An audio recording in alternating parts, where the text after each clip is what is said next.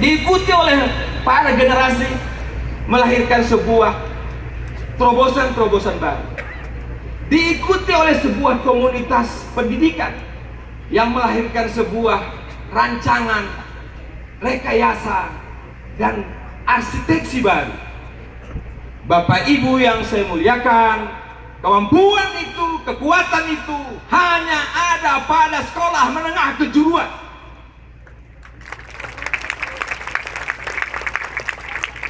Karena itu berbanggalah adik-adikku sekalian yang Anda itu bisa sekolah dan tamat SMK kejuruan.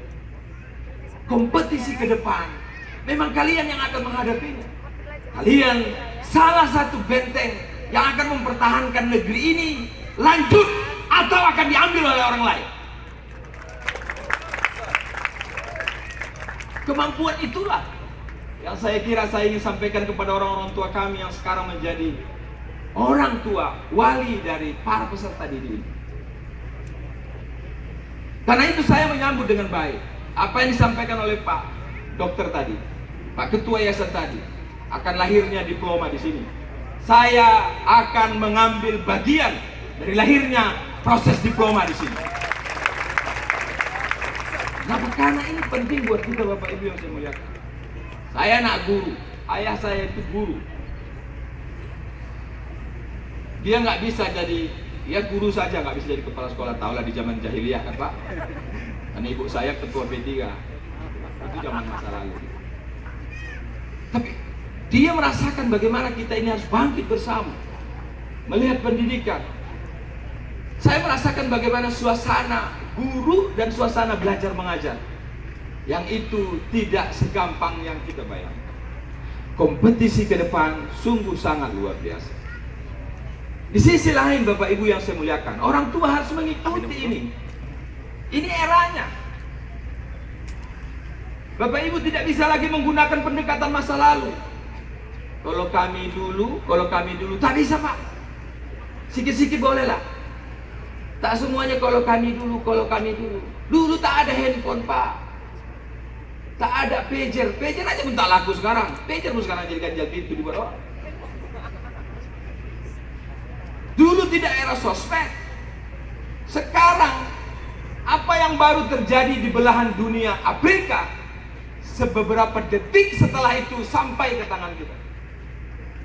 Apa yang terjadi di belahan dunia Eropa, beberapa saat setelah itu sampai ke tangan kita. Itu apa? Karena era sosmed. Sekarang era teknologi. Entah bagaimana masuk ke tangan awak, video orang berkelahi. Entah bagaimana masuk ke tangan awak, video berkelahi laki bini. Viral pula kadang-kadang, viral di kampung pula. Kenapa? Karena era begitu cepat. Orang bisa tahu tiba-tiba ada budaya baru. Anak-anak muda sekarang pakai istilah yang aneh-aneh. Kita marahi anak-anak, menasihati anak-anak, wajahnya ke muka, kita tangannya main handphone. Betul tidak Pak?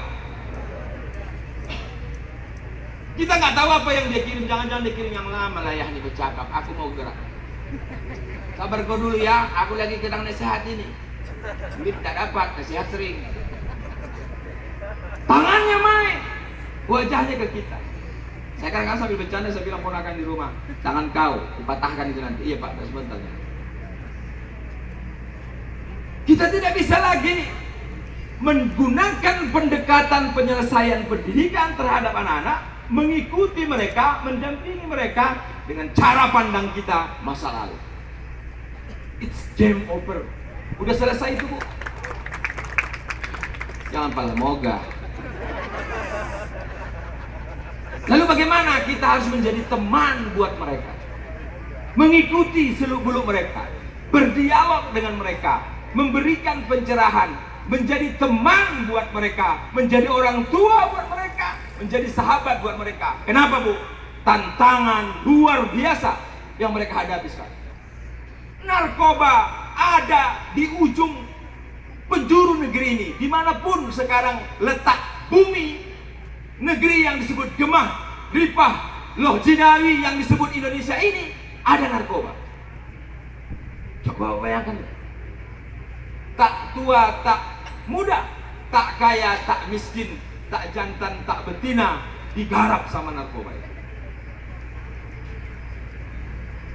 Lalu apa yang berikutnya? Narkoba ini sering saya katakan bahwa ini adalah cara sistematis membunuh generasi muda Indonesia. 40 sampai 50 orang mati setiap hari generasi muda Indonesia. Ini cara sistematis, biadab. Tapi kita maki-maki saja, nggak bisa. Maki-maki saja, nggak bisa. Lalu bagaimana? Harus ada yang disebut dengan pendidikan, mendampingi mereka. Orang tua harus mendampingi anak-anak, memberikan penjelasan.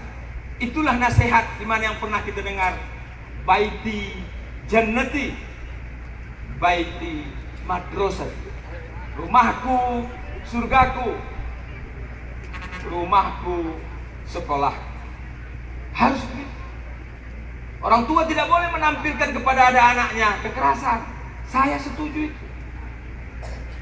Berantem ibu dengan bapak, jangan di depan anak-anak. Karena dia gampang bisa menampilkan kekerasan. Kalau geram kali bapak sama ibu, jangan ditunjukkan di depan anak-anak. Ibu juga begitu. Saya kasih tip sama ibu, kalau bapak lagi marah, ibu jangan ikut marah, siapa yang dengar?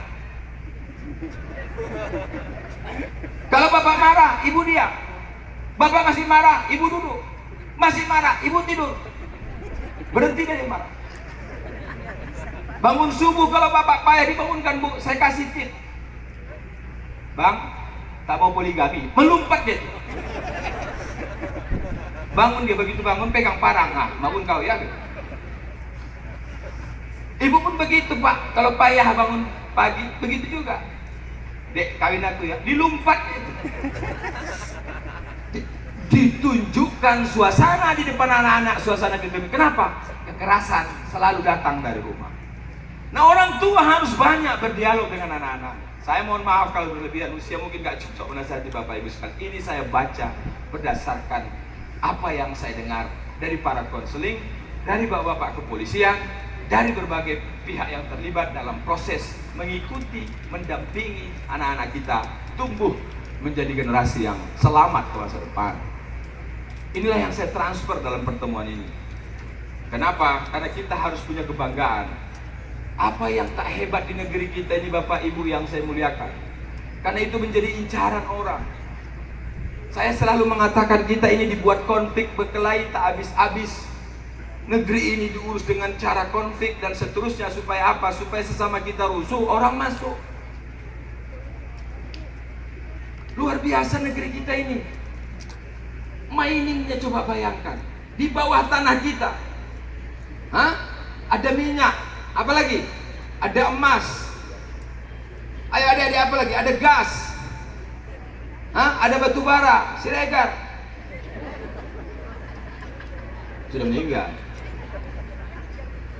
Luar biasa potensi kita di atas tanah. Sawit, kelapa hibrida, hortikultura, dan seterusnya tumbuhan kita. Negeri kita ini yang disebut oleh Bimbo, apapun yang ditanam, apa lagunya itu? Bukan kolam susu ya. Bukan lautan tapi kolam susu. Apapun yang ditanam tumbuh. Makanya saya ingatkan jangan lama-lama berdiri di atas tanah. Naik urat-urat suka. Negeri kita ini kaya Bapak Ibu yang terhormat. Tetapi kalau dikelola secara keliru, maka dia akan diambil orang lain. Karena itu sesama kita harus dibuat bodoh. Karena itu sesama kita harus dibuat berkelahi. Karena itu sesama kita harus dibuat konflik. Karena dimanapun teori konflik, saya baca berkali-kali ilmu konflik di seluruh dunia.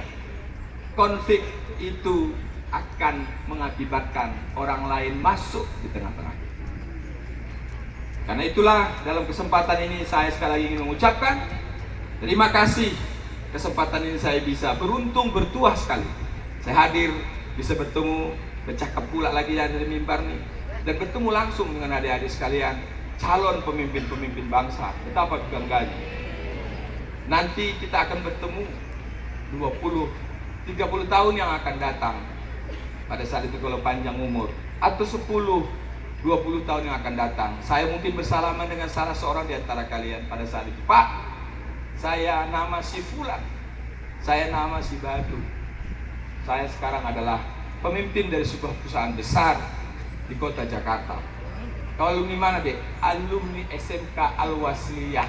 Coba bayangkan perdagangan luar biasa. Amin. Inilah barangkali yang ingin saya sampaikan. Mudah-mudahan pertemuan ini menjadi pertemuan terpenting dan melegakan